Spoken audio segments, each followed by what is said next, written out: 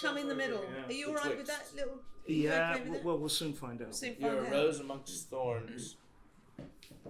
Look at us. Aren't we lucky? Is that working? Is that working? Good. It's all good. You ding your... Oh, everyone's dinging themselves in this week. Assertive guests. Check you out. Good morning. Hello, darling. How are you? I'm good. Oh, good. Slightly knackered, but Yeah, you know. it's all right. So much to do in this town. There is so much to do in this town, and an amazing town that just every year there's just more and more and more wonderful things happening. Mm-hmm. It's great to be here. How long have you been here? 2007. It's like nearly 20 years. Not shabby. That's a long time. What brought you here?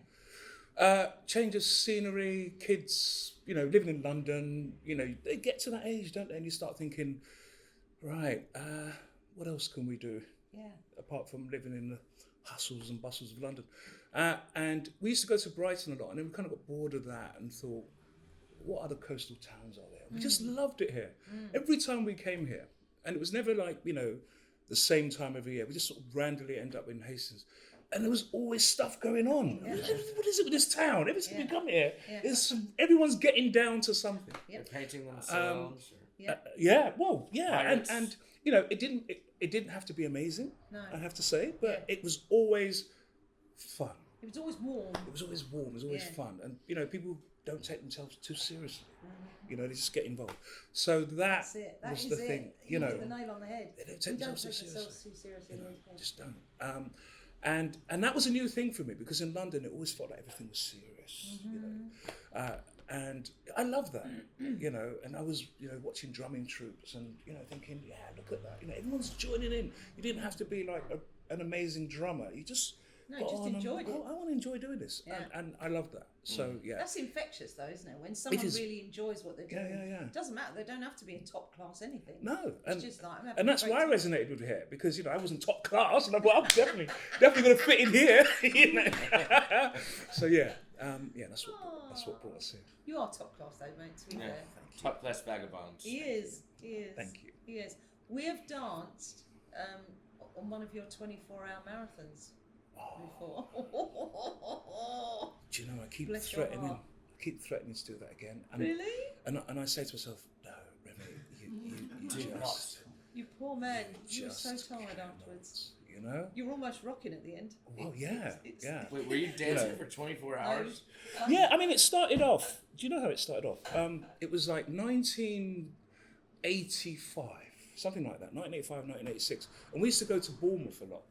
And I was invited to DJ there in a club, something like 10 till 11. But the other DJ didn't turn up. Oh. So I thought, well, that's good, because I can now do 2-hour sets. But then what happened was that I ended up playing till the morning. Oh, really? Right? And it got to the morning. Did the graveyard shift? And then no one else was there. So I just kept playing and playing and playing. And I literally didn't stop until the same time the following day.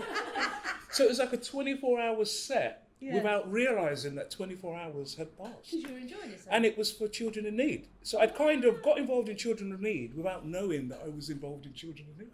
So I always put that down as my first ever DJ set. Yeah. And then the second time I did it, I don't know how it came about, but I ended up doing it for the Samaritans. Right.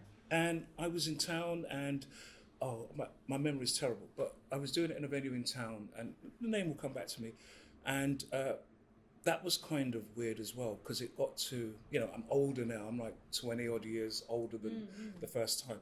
And I'm DJing through the night, and it got to the morning, and I had 2 hours left, and that was painful. That wasn't the Source Park one that we came to, was it? No, that's the third time. That was the third one? Oh. So the second time, so I'm in there, and... 2 hours left, and I'm thinking, I cannot put another record on that's going to last for 5 minutes. So I had to go into my darkest, deepest corners of the record box, pull out the Fela Kuti 45-minute sessions, and I just sort of put it on. Right, yeah. I know, because it's all vinyl, isn't it? Yeah. Right, it's all vinyl. Oh yeah, it's all vinyl. So I put these, these records on, and you've got these 10-minute introductions where he's explaining, the meaning of Shopon Kotimowi, and he's explaining himself and all this kind of intro stuff, and I'm on the couch away from the live camera going, no. Technically, I'm still not sleeping, No. you know. You know, yeah. And then it got to the third time, and I thought, why don't I ask the community who we should raise money for? Sure. You know, and all these ideas are coming forward, and I'm thinking, this is great, this is working, because I'm about to ask these people to give me some money, so this is a good intro, you know, to donate towards a cause. I think it was a band of brothers. Yeah. I can't remember who the other two top three people that people voted for were, but you know, the third place was something like 50 people voted for them, and then the second one was something like 60 people, and then the band of brothers was something like 7,000, 1 million. It was just. Yeah. I was like, how do they do that? And of course, because it's a network, It is. they were able to get all these people Absolutely. bombarding the thing. Sure. So yeah, it was, like you say, Source Pop. But by now I had learned the art of 24-hour DJing sessions. Incidentally, I tried to go to the Guinness Book of Records and sort of think, you know, could I register this thingy? The process was just so complicated. Well, we know somebody that has a world record. It was so complicated that I ended up thinking, you know what, I'm just going to do it. I don't need to be recognised for having, you know, 3 24-hour DJ sets on vinyl and whether anyone else has done it before. I didn't really care. So we're in Source Park, and by now I had mastered the art in terms of what you do is you start at midnight. You don't start at the morning, which is what I did. Because the worst part is then you've got to do a graveyard shift at the end. So, you know, it's 12 o'clock, and I think there was some sort of techno night on, you know, before and I'm sort of, there's a picture of me on social media where I'm just sort of lying across at the back. I'm sort of trying to build up my energy for this 24 hours set. Or lying down. I'm literally lying down like that, you know, sort of preparing. And then it got to 12 o'clock, and it's quite lonely. Yeah. The first part, because everyone's like, yeah, and that was a good night, and they're off. Yeah, and they all go. And I'm on with no audience. Yeah. Right? So I think, well, what am I going to do? And I thought, I'm going to play the music that I'm most spiritually connected to, I love that. which is jazz. Yeah. So I've got on there and I put on Miles Davis, and I'm singing along to his solos and all this stuff. I know all this back to back. And I put on, you know, Eddie Jefferson so I could hear vocal versions of Miles Davis. So I'm going through the night, entertaining myself. Yeah. And then before I knew it, someone calls out to me because it's like 6 a.m. and they've got a coffee. Yeah. And I thought, wow, this is amazing. Yeah. So I've gone out, got the coffee, and that sort of given me a little kick. And it's the morning, so now you've convinced yourself that you've basically done You've slept. got through the night. Yeah, you slept. So I managed to get through the day, and it got to about, I think it was about 6 o'clock, and I think the manager came along and said, right, Remi, right, so at that point, we have to kind of, you know, just, I know you're going to do a DJ set now, because there's a lot of people here now. And he said, don't play anything too rocking. Oh, no. Right? And I thought, this is going to be a problem, right? Because yes, I know I brought like 1,000 records with me, scattered all over the place. I don't recall packing anything that is anything else other than rocking, right? So I've gone on it and I'm playing this set, and the place is erupting. It absolutely went bonkers. There's people on tables, all sorts, right? And I look up. This was just out of lockdown, wasn't it? Yes. And I look up, and all round on the street, people just rocking and stuff. And I'm like, I've never put on a gig in my life that said anything like this. And here it is. We were swinging off the poles. Yeah. We were like monkeys. We were really playing to the amazing. music. We were so involved in it. You couldn't stop us. We were so intoxicated by the music. Yeah. But coming out of lockdown, we desperately needed the energy. You know, we had loads and loads of energy, but we were so naughty. Yeah. And I remember Mark coming over and going, oh, and we go, and you go, oh, I've got it. Oh, people are just going to do what they're going to do. You're a super spreader. Yeah.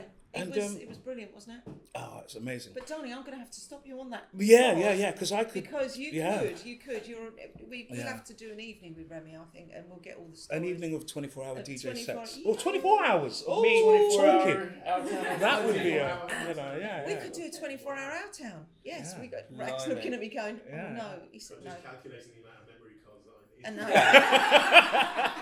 need. He's the man of naps. Yeah. He's the king of naps. So you're here actually today to promote something that's fantastic that's going on in the town that you've created as part of Hidden Beach.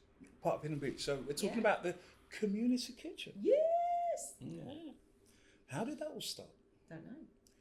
It started with a kiss. Oh. That's 2 in a row. That's a song. The baseline. So Hot chocolate. not as in the, kiss as in the romantic. I'm talking keep it simple. Oh, keep it simple, stupid. Yeah. Oh, I love that. So, we've got the keys. We've gone in there, having no idea what we're doing. When you say there, where are you talking about? Oh, of course.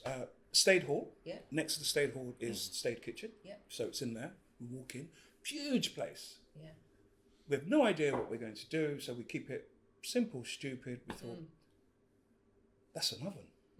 Let's turn it on, see what happens, So it's a bit like that. You remember that McCain advert in the 80s where these guys discover a box of chips in the fridge and they go, that's handy, stick it in the oven. It's a bit like that. Yeah. So we thought, let's bake some Jamaican patties, because that's something that I've kind of messed around with in the past. My favourite. So we've gone in there and we baked some patties and they look pretty cool. We're taking these pictures and we're like, right, what are we going to do tomorrow? And, the way my brain works, we've got a few patties. I'm like, we can do like 1,000. So, 24-hour TJ set. Yeah. 1,000 patties. Yeah, we can You do don't 1,000. go big. Yeah. But of course, we're making dough because we didn't know how to use the machine for. No, we just do it by hand. So it's all handmade. And, gone home and I'm absolutely broken. Yeah. Knackered. I'm like, I can't do this again. It's very black, isn't it? That tells me all the time. Yeah, can't do this again. But anyway, so we realised at that point that what we needed to do is we need to put this out there to the community. Yeah. We're not quite ready for 1,000 Jamaican patties. No. So let's put it out to the community, see if we can get other interests, other interested people involved. So yeah, the response was great. Other people coming to volunteer to make different dishes. And it kind of grew from there. But the whole point of it was that we wanted to do something that the community would benefit from. And I was thinking about people who, perhaps financially there was a bit of, challenge, a bit of difficulty. But actually, the first instance was people that just wanted to get out of the house, come to the kitchen and make something, which was absolutely wonderful. So people can come to the kitchen and make food in the kitchen with you guys. Do they get guidance with that? Yes, of course, because we make sure that there's always someone with level 2 certification to make sure that they understand basic hygiene, washing, the right boards for, meat, vegetable. So all that stuff is there. In fact, one thing I've recently launched in my WhatsApp group is certification. So, I regularly post things in there like, if anyone wants to do level 2 certification, we will pay for it. It's great. It costs something like a tenner, so it's not, too much. No. So, and of course, we're trying to get funding, and that's not easy. So we're sort of coming up with all these ideas, and we're trying to sort of frame them, so that we're meeting a specific, concept that we can get funding from. Because we need all sorts. We want to have like, an amazing afternoon of everyone coming along and making paella. Yeah. But then we need, 15 sets of this and 15 sets of that. So we're sort of desperately looking for funding so that all these wonderful initiatives can. So you want some kit, basically, don't you? We need kit, we need everything. Yeah. We need places to store stuff. Sure. We need somewhere else where we can keep ingredients. It's just. Yeah. Somewhere dry, amazing. somewhere all of that. Food safe, So if anyone out there has got any kind of unit that they think they could use to support the project, we would absolutely love to hear from you. Can you share space if necessary? Yeah. We will consider any idea. So when is this kitchen open? We take over the kitchen because in the week it's run by an amazing project called Substance, who do an amazing food bank project. So we take over the kitchen Friday evening from 6 o'clock all the way through till Sunday at midnight. Nice. We're not there all that time. But Yeah. that's the hours That's that we the kind of- hours yeah. that you can have. Yeah. So people can rock up, Yeah. cook, Yeah. Ideally, what will or can happen? they just eat? They can, absolutely, and Yeah. people do just definitely Share come along and just recipes. eat and share recipes. So ideally, they might get in touch with me via social media or give me a call and tell me what they want to do, and I'll kind of put it to the right person. Because we've got a team now. There's like half a dozen people getting involved in keeping some kind of organisational structure. Can they come and learn how to make curry? We want to do that. We want to evolve. We're sort of going baby steps. So we kind of figured by the time we get to, Hidden Beach Summer of Culture, that program will have lots of cooking workshops. And that's throughout August, isn't it? Yeah, so the Hidden Beach, as you know, is usually in August. But what we've done this year is we've gone absolutely crazy. So we've moved from 24-hour DJ sets to 1,000 patties to now 31 days of programming.